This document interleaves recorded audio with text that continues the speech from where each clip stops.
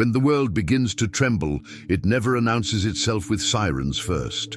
Collapse whispers before it screams.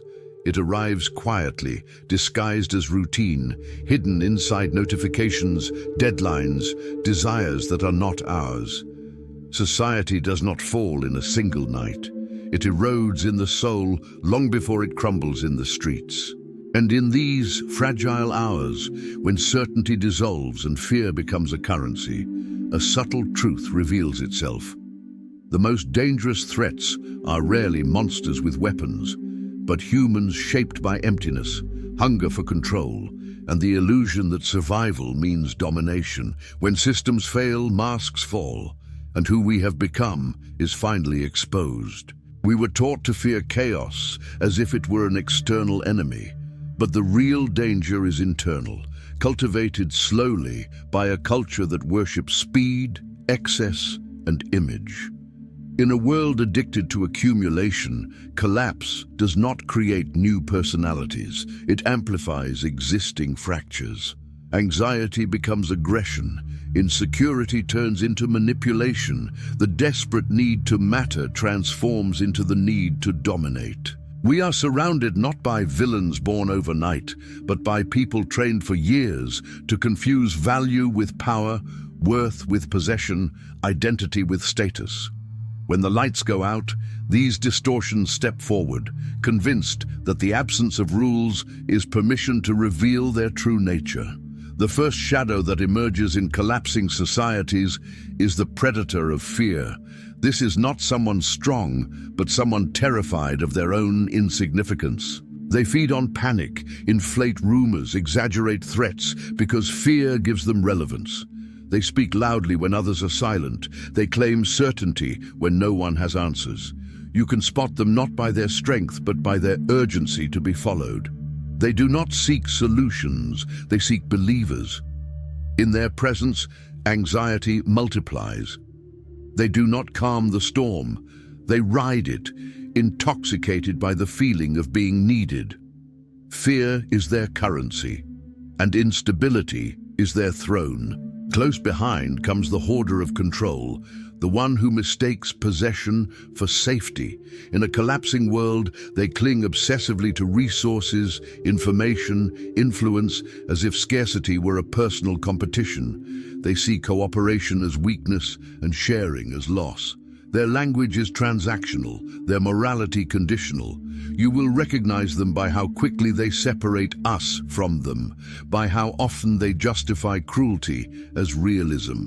They believe survival is a zero-sum game, unaware that isolation is the slowest form of death. They accumulate objects and power, but inside there is no shelter, only fear wrapped in logic. Then there is the opportunist of chaos, the one who sees collapse not as tragedy, but as a ladder. These are the ones who adapt too fast, not out of wisdom, but out of emptiness.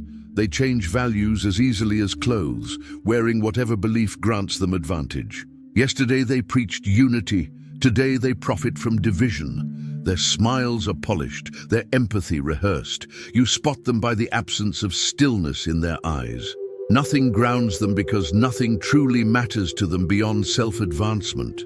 In times of collapse, they thrive briefly, but leave nothing behind but erosion, like locusts mistaking consumption for purpose.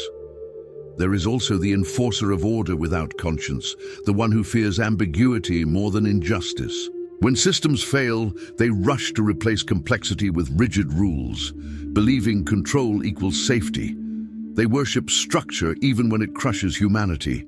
They are drawn to uniforms, titles, authority symbols, anything that removes the burden of thinking and feeling. You recognize them by how easily they obey harmful commands, by how quickly they silence nuance. They believe morality is obedience, forgetting that history's darkest moments were built by people who followed orders without questioning their soul.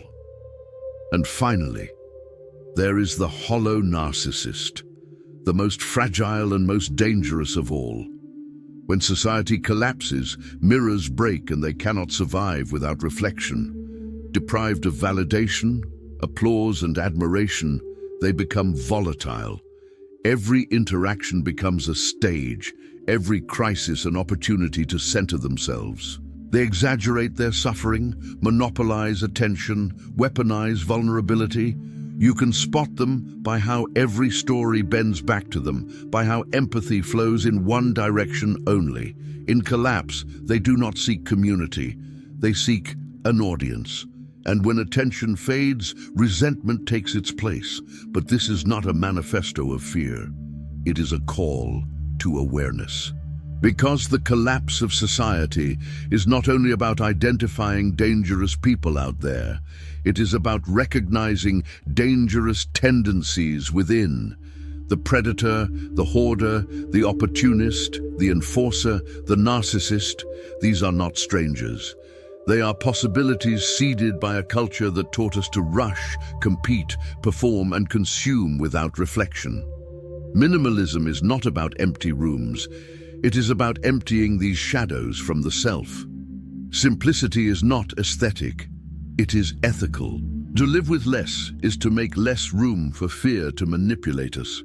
In contrast to these figures stands a quieter presence, almost invisible in noisy times. The grounded human. They move slowly when others rush. They listen when others shout. They share when others hoard. Their power does not come from control but from clarity. They are not naive. They are rooted. They understand that collapse reveals character, and so they tend to their inner world long before the outer one shakes.